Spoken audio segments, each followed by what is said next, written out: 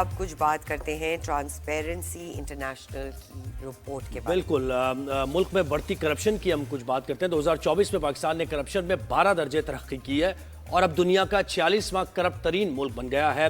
Transparency international نے corruption perception index جاری کیا ہے۔ 180 ممالک کی درجہ بندی میں پاکستان کا 145واں نمبر ہے۔ 2023 میں پاکستان 180 ممالک میں 133ویں نمبر پر تھا۔ 2 درجے تنزلی کے بعد کرپشن پرسپشن انڈیکس میں پاکستان کا اسکور 100 میں سے 27 ہو گیا ہے اور اکنامکس جو یونٹ ہے انٹیلیجنس یونٹ بھی پاکستان کا اسکور 20 سے کم ہو کر 18 ہو گیا ہے۔ بھارت کرپٹ ممالک کی فہرست میں 96ویں نمبر پر ہے اور پاکستان سے 39 درجے بہتر ہے۔ اسی پر بات کرنے کے لیے ہمیں جوائن کیا ہے جسٹس ریٹائرڈ شائق عثمانی صاحب نے، جو کہ ٹرسٹی ہیں ٹرانسپیرنسی انٹرنیشنل کے۔ بہت شکریہ شائق عثمانی صاحب نے وقت دیا ہمیں۔ السلام علیکم sir, thank you so much for joining اس۔ سر یہ بتائیے کہ حکومت دعویٰ تو کرتی ہے کہ ہم نے معاملات ٹھیک کر لیے ہیں، لیکن جو ابھی رپورٹ آئی ہے وہ تو کچھ اور ہی بتاتی ہے، کیا کہیں گے آپ؟ وہ حکومت تو اس قسم کے دعوے کرتی رہتی ہے ہمیشہ، لیکن بات اصل میں یہ ہے کہ ہمارے یہاں گورننس ہوتی نہیں، بہت پور گورننس ہے جی۔ اور جو جوڈیشل سسٹم ہے وہ اتنا ناقص ہے کہ لوگوں کو سزا بھی نہیں ہوتی، تو اس کی وجہ سے کرپشن جو ہے بڑھتی ہے، گھٹتی نہیں۔ اور جو ہے کہ لوگوں کو ہر ایک کو فیسلٹیز نہیں ہے، ویلفیئر سوسائٹی نہیں ہے، تو اس وجہ سے جو لوگ جن کے پاس کھانے کے لیے پیسے نہیں ہیں یقیناً وہ پھر اور اس قسم کی حرکتیں کریں گے، اور جو بہت پیسے والے ہیں وہ پھر موقع اٹھاتے ہیں، ڈھونڈتے ہیں اور زیادہ پیسے بناتے ہیں۔ تو اب یہ اسی وجہ سے آپ دیکھیں کہ 29 تھا پچھلے پہلے سال میں، اب 27 ہو گیا ہمارا نمبر۔ یہ بہت ہی بری حالت ہے۔ اور سب سے جو افسوس کی بات یہ ہے کہ جو پرائیویٹ انٹرپرائز ہے اس میں ہم بہت ہی نیچے گر گئے ہیں، اور اس کی وجہ سے یعنی اس کے مطلب کہ پرائیویٹ انٹرپرائز میں کرپشن بے انتہا بڑھ گئی ہے، کم ہونے کی بجائے بہت بڑھ گئی ہے۔ جی، تو یہ سب چیزیں سامنے آپ کے اور ادارہ جاتی کرپشن کی اگر ہم بات کریں، پبلک سیکٹر، ایگزیکٹو، عدلیہ اور لیجسلیٹو کرپشن انڈیکس جو ہے وہ بھی اس میں بھی مطلب وہ بھی بڑھی ہے۔ تو ایک تو پرائیویٹ سیکٹر ہو گیا اور یہ گورنمنٹ کے ادارے ہو گئے، یہاں پر کیا وجوہات ہے؟ ویسے ٹرانسپیرنسی نہیں ہے، اکاؤنٹیبلٹی کا نظام نہیں ہے، اور عدلیہ کی بھی جہاں بات ہو تو اس پر تھوڑی سی بات کیجئے۔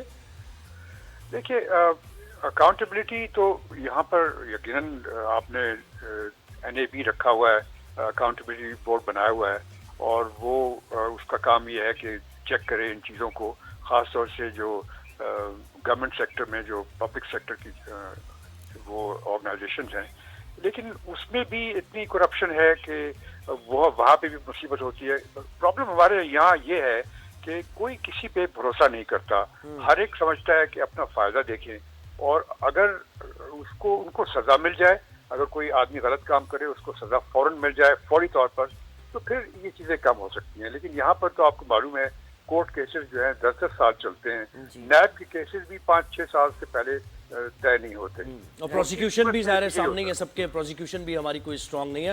اچھا یہ بتائیے کہ ممالک جنہوں نے ترقی کی ہے انہوں نے کرپشن کے خلاف زیرو ٹالرنس ہے۔ چائنا کی بھی ہم اگر مثال دیکھیں اور دیگر ممالک کی بھی جہاں جمہوریت بھی ہے وہاں بھی ایسا ہی ہے، اکاؤنٹیبلٹی ہے۔ پاکستان میں آپ کیا سمجھتے ہیں؟ پرسیپشن یہ ہے کہ کرپشن تو ہونی ہے، اور کرپشن اگر ہو رہی ہے تو اس کو ریگولرائز کیا جائے، کوئی ایسا بڑا ایشو نہیں ہے، کیا یہ پرابلم ہے ہماری؟ جی بالکل، یہاں پہ یہ ہوتا ہے ہر ایک آدمی سمجھتا ہے جب سے کوئی کام کرانا ہوتا ہے خاص طور سے گورنمنٹ سے، تو وہ ڈھونڈتا ہے اپنے سورسز، اگر سورسز نہیں ملتے تو پھر وہ کہتا ہے بھی کسی کو کھا پلا کر کے معاملہ طے کر دو۔ انکم ٹیکس میں جتنے گھپلے ہوتے ہیں، وہ کسی پہ اگر کلیم آ جائے انکم ٹیکس کا تو وہ پھر وہاں پہ بھی پیسے دے دلا کے معاملہ طے کر دیتے ہیں، کیونکہ یہاں پہ ہر ایک آدمی تیار ہوتا ہے پیسے لے کر کے کام کرنے کے لیے۔ تو اب اس میں ایک آنیسٹی کا لیول بہت کم ہے، دوسرے یہ کہ اس کی لوگوں کی سزا نہیں ہوتی، جس سے آپ نے کہا زیرو ٹالرنس ہونی چاہیے۔ اب دیکھیں سنگاپور ہے وہ ٹاپ پر ہے، اور سنگاپور بھی ایسٹرن ملک ہے، اسی ریجن کا ملک ہے، لیکن دیکھیے وہاں پہ کرپشن ہے ہی نہیں، بہت ہی ختم ہے، بالکل ہے ہی نہیں سرے سے۔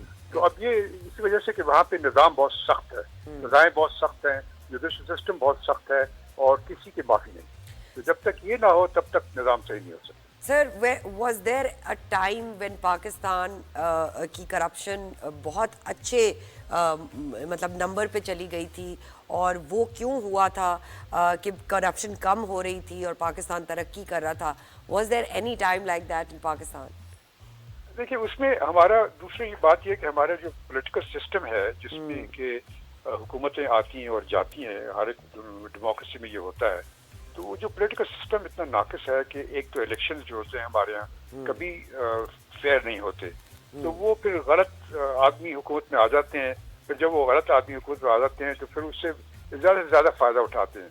अगर इलेक्शन सही हो और उसके बाद इलेक्शन के बाद सही जो आदमी डिजर्व करते हैं वो आए पावर में, तो फिर काम बेहतर हो सकता है, क्योंकि फिर उनको जिम्मेदारी का एहसास होगा। तो वो ऐसी चीज़ नहीं है। हमारा पॉलिटिकल सिस्टम बहुत नाकाम पॉलिटिकल से। अच्छा, मुझे बताएं, आपने प्राइवेट सेक्टर की भी बात की और यहाँ भी करप्शन बढ़ी है, तो ये कैसे है? ये तो एक समझे यानी पब्लिक सेक्टर यानी हुकूमत के साथ आप हुकूमत भी ये कह रही है वन विंडो ऑपरेशन आ रहा है, हम प्राइवेट सेक्टर को इनवाइट कर रहे हैं कि वो आकर इन्वेस्ट करें, उसमें भी ट्रांसपेरेंसी होगी, प्रोसेस सही होगा, जो किक बैक्स कमीशन है वो खत्म होंगे, तो ये भी समझे मिलजुल के ही काम हो रहा है और हुकूमत और प्राइवेट सेक्टर के साथ। देखिए, प्राइवेट सेक्टर जो है हमारा, वो उनका जो एम होता है कि वो सब ज़्यादा से ज़्यादा एडवांटेजेस देना चाहते हैं, और इसकी वजह से उनको फिर जो गवर्नमेंट के अदारों के साथ जो डीलिंग होती है उनकी, क्योंकि हर एक प्राइवेट सेक्टर की डीलिंग होती है, तो फिर जब वो डीलिंग उनकी होती है तो उसमें फिर वो देखते हैं कि किसको पैसे दे दिला के अपना काम जल्दी से करवा लें, सही करवा लें, और इस तरह से करप्शन और बढ़ती है। तो यही हो रहा है हमारे प्राइवेट सेक्टर में। वही कमीशंस और किकबैक्स का सिलसिला जारी है।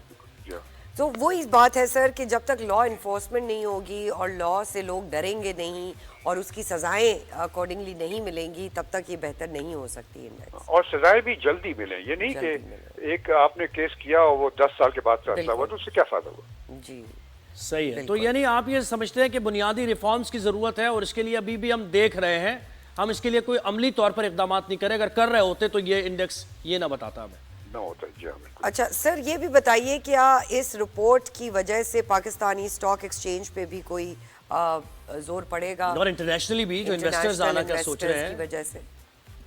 देखिए, इससे ये इस रिपोर्ट के बाद लोगों का एतमाद जो फॉरेन इन्वेस्टर्स हैं वो और भी कम हो जाएगा पाकिस्तान की इकोनॉमी में और पाकिस्तान की स्टेट गवर्नेंस में। तो उनका एतमाद अगर कम हो जाएगा तो इन्वेस्टर्स भी नहीं आएंगे यहाँ पर, और ख़ास तौर से जब हमारे जो इन्वेस्टर्स यहाँ आते हैं, आम तौर से वो आते हैं तो हर एक के डिस्प्यूट्स होते हैं। जब भी कोई आता है यहाँ पे डिस्प्यूट्स तो होते ही हैं।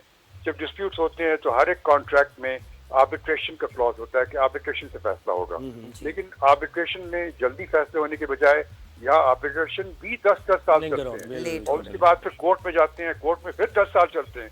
तो फिर लोगों को एतमाद बिल्कुल खो गया है। जी, ऐसे ही। बहुत शुक्रिया जस्टिस शाइख उस्मानी साहब, आपने हमें वक्त दिया और बिल्कुल सही वो कह रहे थे। अच्छा, जैसे कहते हैं ना कि justice rushed is justice crushed, लेकिन इसके दूसरे it's the other way round, justice delayed justice denied भी बिल्कुल ऐसे ही। तो वो उसकी बात कर रहे हैं कि अगर ऐसा होता रहे और प्रोसिक्यूशन भी स्ट्रांग हो तो फिर आप एतमाद लोगों का बढ़ेगा। बिल्कुल।